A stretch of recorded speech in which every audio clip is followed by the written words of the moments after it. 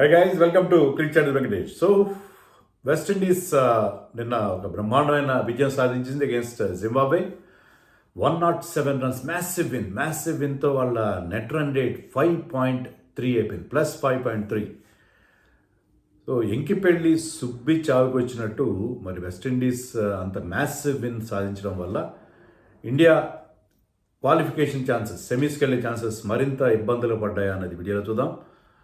First and foremost West Indies నిన్న match చూస్తుంటే భలే మజా వచ్చింది. ఎందుకంటే మా జనరేషన్కి West Indies always has been A second favourite. India తర్వాత మేము అభిమానించింది వెస్టిండీస్ని. వివ్ రిచెస్ కావచ్చు, గార్డెన్ గ్రీనిచ్ కావచ్చు, మ్యాల్కమ్ martial, Jal garner, Michael holding, వాళ్ళందరూ కూడా అద్భుతమైన ప్లేయర్స్ వాళ్ళు. సో వాళ్ళని బాగా లైక్ చేసాం. అప్పుడు ఇండియా ఎక్కువ గెలిచేది కదా, వెస్టిండీస్ రెగ్యులర్ గెలిచేది. సో వెస్టిండీస్కి ఇండియా ఓడిపోయిన తర్వాత టోర్నమెంట్లో స్టార్టింగ్లో ఇండియా ఓడిపోయి గ్రూప్ స్టేజ్ నిష్క్రమించిన తర్వాత we use to admire West Indies, వాళ్ళని సపోర్ట్ చేసే వాళ్ళు గెలిస్తే బాగుంటుంది. First world cup, second world cup అలాగే జరిగింది. I'm talking about ODI world cups.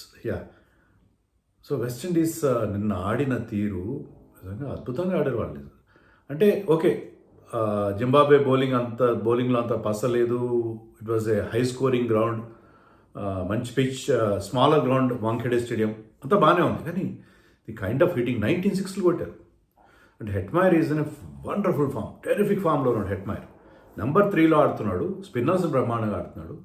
కొట్టిన సిక్స్లన్నీ లెగ్ సైడ్ని కొట్టాడు. బ్యాట్స్ స్వింగ్ ఎంత బాగుందంటే, ఆ బ్యాట్ స్పీడ్ కానీ బ్యాట్ స్వింగ్ కానీ అద్భుతంగా ఉంది. సో హెట్మైర్ సూపర్ ఇన్నింగ్స్ ఆడాడు. 19 బాల్స్లో 50 కంప్లీట్ చేశాడు. ఐ థింక్ ఇస్ 85 అంత చేశాడు. అది చాలా తక్కువ, 34 బాల్స్లో ఎంతో వచ్చింది. So one of the best innings of this world cups. అతను ఒక్కడైనా సరే, ఓపెనర్స్ బ్రాండన్ కింగ్ అండ్ వాళ్ళ కెప్టెన్ షాయ్ హోప్ వాళ్ళు చాలా పెడస్ట్రైన్గా అనిపించారు కంపేర్ టు అదర్స్. కానీ తర్వాత బ్యాటింగ్ లైనప్ చూడండి మీరు, తర్వాత ఒకరిని మించారు. రోమన్ పౌలక పవర్ ప్యాక్ 50 కొట్టాడు, చాలా స్ట్రాంగ్ మ్యాన్ అతను. తర్వాత మీకు Romario Shepherd, Jason Holder, Sherfane Rutherford. So వాళ్ళ లైనప్ మామూలుగా లేదు, బీభత్సమైన బ్యాటింగ్ లైనప్ కదా వాళ్ళది. సో వాళ్ళందరూ అదే మొత్తం 19 సిక్సర్లు కొట్టారు. 7 ఇతనే కొట్టాడు హెట్మైర్. మిగతా వాళ్ళందరూ కలిపి మొత్తం మీద 19 sixes in that innings. 254, second highest score in world cups. ఈ T20 వరల్డ్ కప్లో second highest score. So 254 wonderful score. So వాళ్ళు అలా రెచ్చిపోయి ఆడిన తర్వాత జింబాబ్వే వాళ్ళు they had to go for their shots. వాళ్ళు ఏదో 140 లోపల 150 లోపల అవుట్ అయిపోయారు. సో 107 రన్స్ మ్యాసివ్ విన్ వచ్చేసింది. వాళ్ళ బౌలర్స్లో అఖిల్ హుసేన్కి 3 వికెట్లు వచ్చాయి. లెఫ్ట్ ఆర్మ్ స్పిన్నర్, మరొక లెఫ్ట్ ఆర్మ్ స్పిన్నర్, అతను లెఫ్ట్ ఆర్మ్ ఆర్థడాక్స్ వేస్తే లెఫ్ట్ ఆర్మ్ స్పిన్ కూడా వేస్తారు, గుడకేష్ మోతీ. అతను 4 వికెట్లు తీశాడు. Look very good. Of course ఆ రెడ్ సాయిల్ పిచ్లో టర్న్ బౌన్స్ ఉంటుంది, దాన్ని చక్కగా ఉపయోగించుకున్నాడు. So Motie got 4, Akeal Hosein got 3.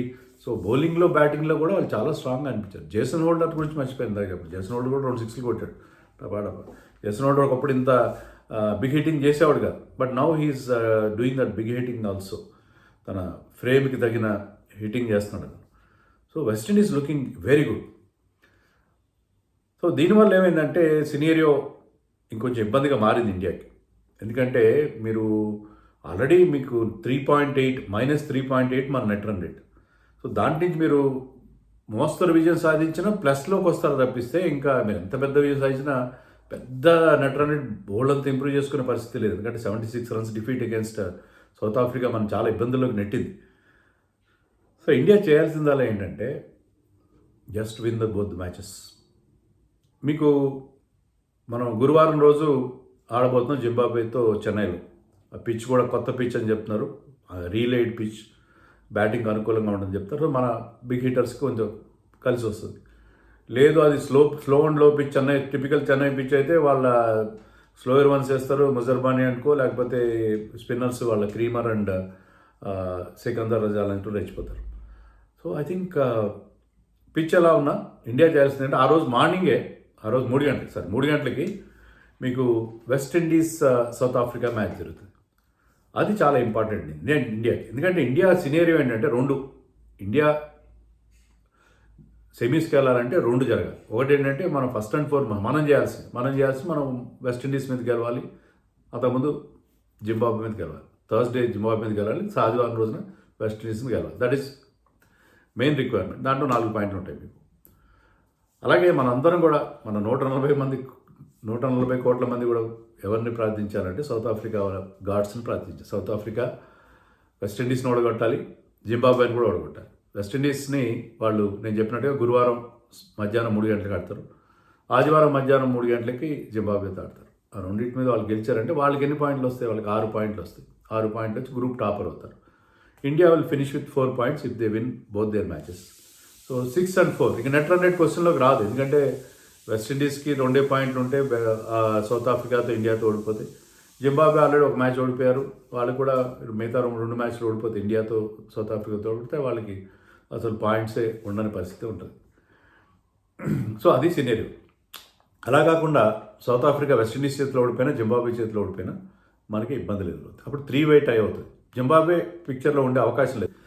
West Indies, India, south Africa మధ్య 3-way అయ్యే అవకాశం ఉంది. కానీ వెస్టిండీస్ ఒకవేళ సౌత్ ఆఫ్రికాని ఓడిస్తే ఇంకా వాళ్ళు ముందుకు వెళ్ళిపోతారు. సో సౌత్ ఆఫ్రికా కంటే మనం బెటర్ నెట్ రన్ రేట్ని సాధించాలి. ఇండియాకు ఉన్న అడ్వాంటేజ్ ఏంటంటే మనం లాస్ట్ మ్యాచ్ ఆడతాం.